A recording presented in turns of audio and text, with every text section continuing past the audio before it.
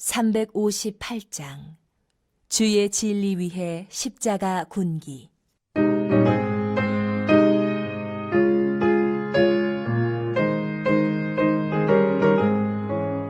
주의 진리 위해 십자가 군기 하늘 높이 들고서 주의 군사 되어 용맹스럽게 찬송하며 나가세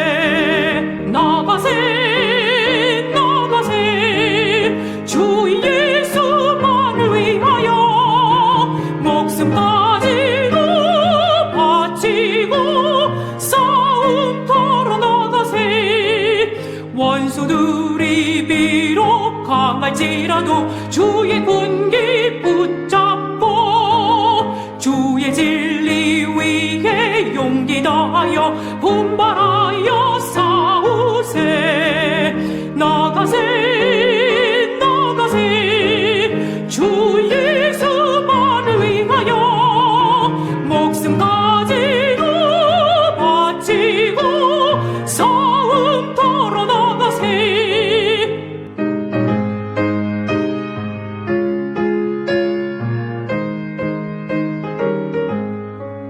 산과들과 바다 가는 곳마다 주의 군기 날리며 반갑고도 기쁜 승리의 소식 온 세상에 전하세. 나가세 주 예수만을 위하여 목숨까지도 바치고 싸움터로 나가세. 원수들은 이미 예수의 손에 하나 없이 패하고 주의 군기만이 영광스럽게 온누리 위에 날리네. 나가세 주 예수만을 위하여 목숨까지도 바치고 싸움터로 나가세.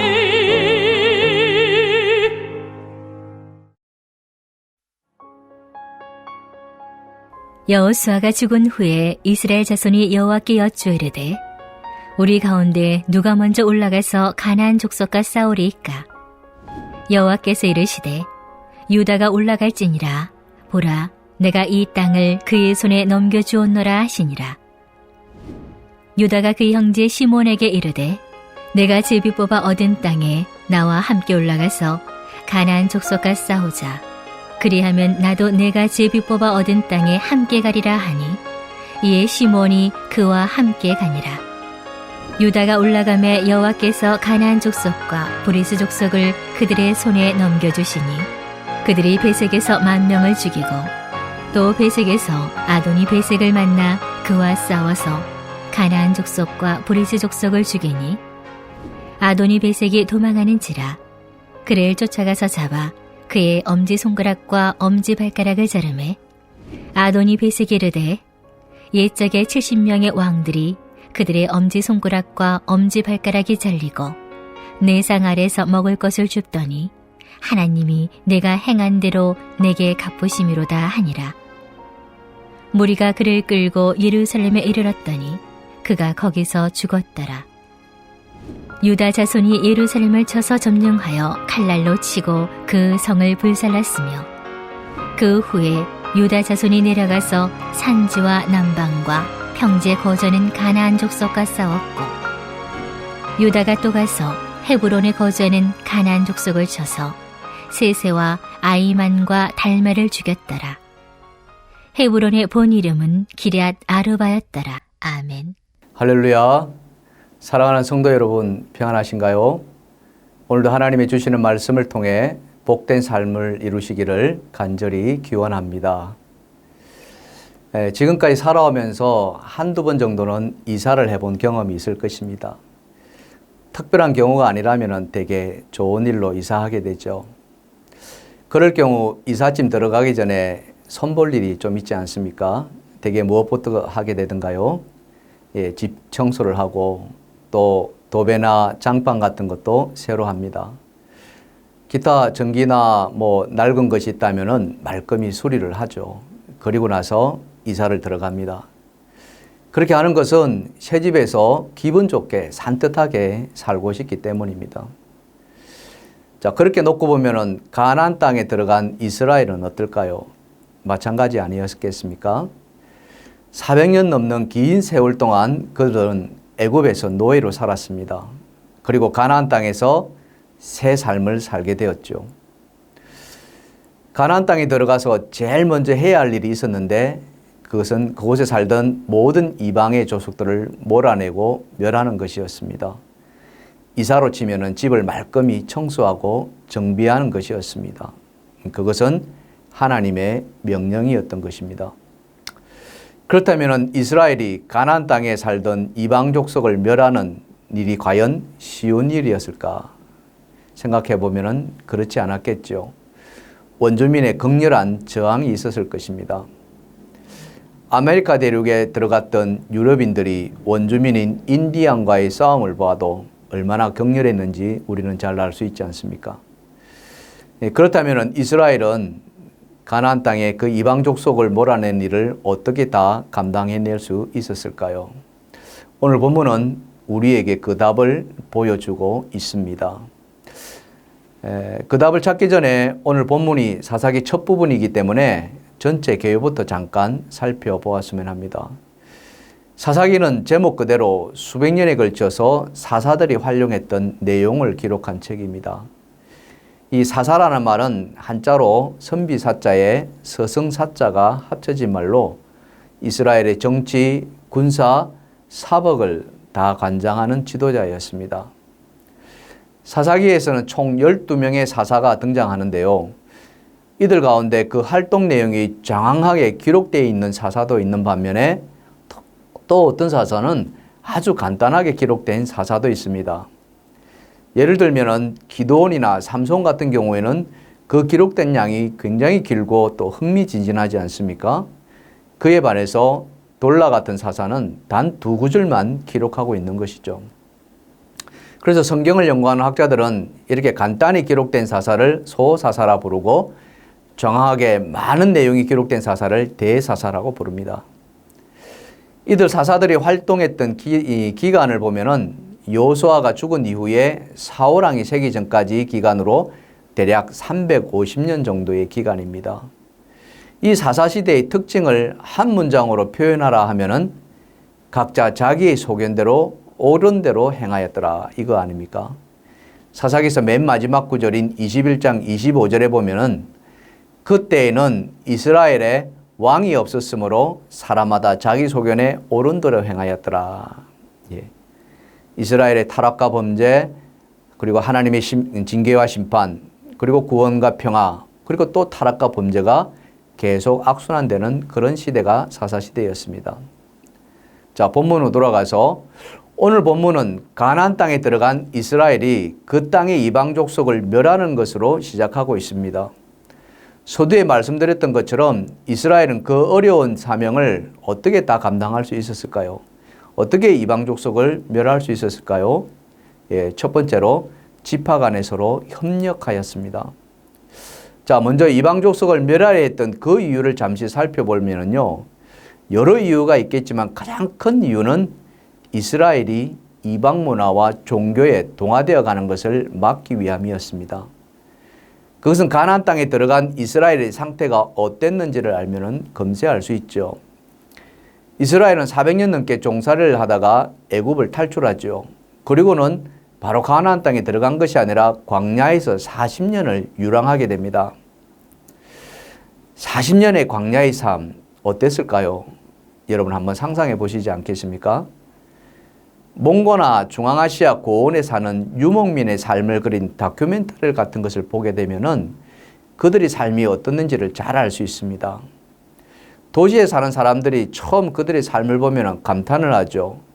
더 넓은 초원에서 소나 양을 키우며 유유양랑하게 살아가는 그 모습을 한없이 부러워합니다. 하지만 그들이 사는 모습을 좀 깊숙이 들여다보면 굉장히 열악하다는 것을 알게 되죠. 그걸 보고 그렇게 살아보라 하면은 아마 생각이 좀 복잡해질 겁니다. 쉽게 대답할 수 없지 않겠습니까? 이미 문명의 혜택 속에서 살아온 그들이 그 속에 살아간다는 것이 어찌 쉬운 일이겠습니까? 깊이 들어가 보면 정말 아무것도 없거든요. 너무 불편하고 힘든 삶입니다. 그래서 실제 그들 유목민들도 자꾸 도시로 나가고 있다고 하지 않습니까? 그래서 지금은 거의 남아있지 않다고 합니다. 그만큼 살기 힘들다는 반증인 셈이죠. 수천 년 전 이스라엘의 광야의 삶은 어땠을까? 지금보다 더했으면 더했지 결코 덜하지 않았지 않겠습니까? 여러분 상상이 되십니까? 그럼 그들이 가나안 땅에 들어가는 겁니다. 그 가나안 땅은 자기들보다 훨씬 앞선 농경 문화와 문명을 살아가고 있는 사람들입니다. 그것을 접하게 되면은 그 다음에 어떻게 될지 불보듯 뻔하지 않습니까? 좋다고 생각하면은 금방 따라가고 닮아가기 마련입니다. 우리 것이 좋은 것이요 하면서 아무리 외쳐봐도 소용없는 일이죠. 출애굽과 광야를 잊어버리는 것은 아마 시간 문제였던 것입니다. 그것을 잘 아시는 하나님은 그 땅에 살던 모든 이방 족속과 그들 문화를 다 멸하라 했던 것입니다. 근데 말씀드린 것처럼 그 일이 어찌 말같이 쉬운 일이었겠습니까? 그렇지 않았겠죠. 그래서 그 명령을 감당하기 위해서 유다 지파는 오늘 본문에서 이웃 지파에게 도움을 청하게 되죠. 함께 그 일을 감당하자고 말입니다. 자, 본문 3절을 보십시다. 유다가 그 형제 시므온에게 이르되 내가 제비 뽑아 얻은 땅에 나와 나와 함께 올라가서 가나안 족속과 싸우자. 그리하면 나도 네가 제비 뽑아 얻은 땅에 함께 가리라 하니 이에 시므온이 그와 함께 가니. 아멘. 유다 지파의 제안을 받은 시므온 지파가 어떻게 반응합니까? 너무 감사하게도 흔쾌히 응합니다. 어찌 보면 당연하지 않나 싶기도 합니다만 사실 그게 쉬운 일이었을까요? 그렇지 않았겠죠. 전쟁이 무슨 운동 경기나 그런 것이 아니지 않습니까? 자기 목숨을 내놓아야 하는 일이거든요.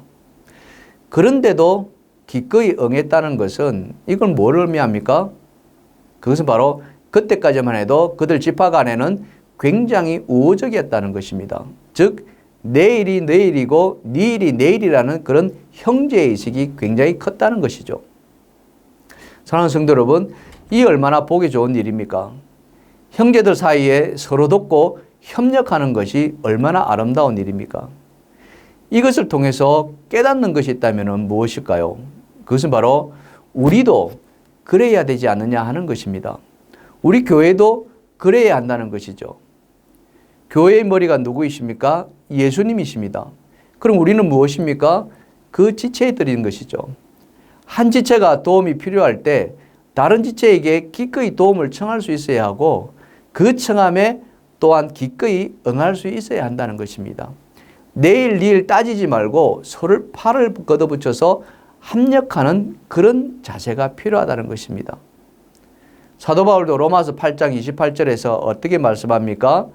우리가 알거니와 하나님을 사랑하는 자 곧 그 뜻대로 부르심을 입은 자들에게 모든 것이 합력하여 선을 이루느니라. 아멘. 그렇습니다. 교회에 지친 우리 모두가 그런 삶을 살았으면 참 좋겠습니다.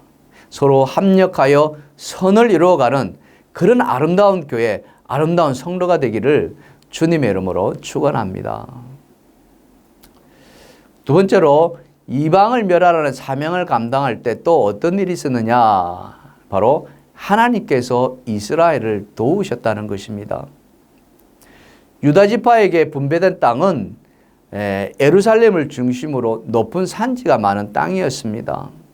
헤브론 산지 같은 경우에는 지형이 험해서 난공불락에 가까웠습니다.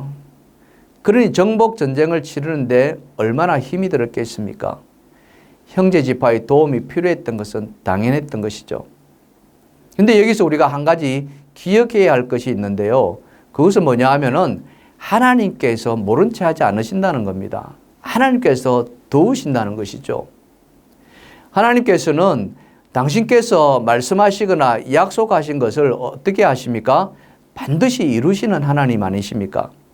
다시 말해서 하나님께서 책임을 져주신다는 거죠. 언약을 성취하시는 그런 하나님이시라는 것입니다. 우리가 잘 아는 아브라함 이야기. 아브라함에게 아들을 주시겠다고 약속하신 하나님께서 어떻게 하셨나요? 아들을 주셨습니다. 언제요? 무려 아브라함이 100세 되는 그 해에 말이죠. 그때 아브라함과 사라 이 두 사람 모두에게 생산의 능력이 다 끊어진 것은 우리가 자명한 사실 아닙니까? 그런 그들에게 아이를 주셨던 거죠. 불가능을 가능케 하셨던 것입니다. 이스라엘이 가나안 땅에서 이방 족속을 몰아내는데 보통 힘든 일이 아니었습니다. 여러분 지도를 잠깐 보시면은요.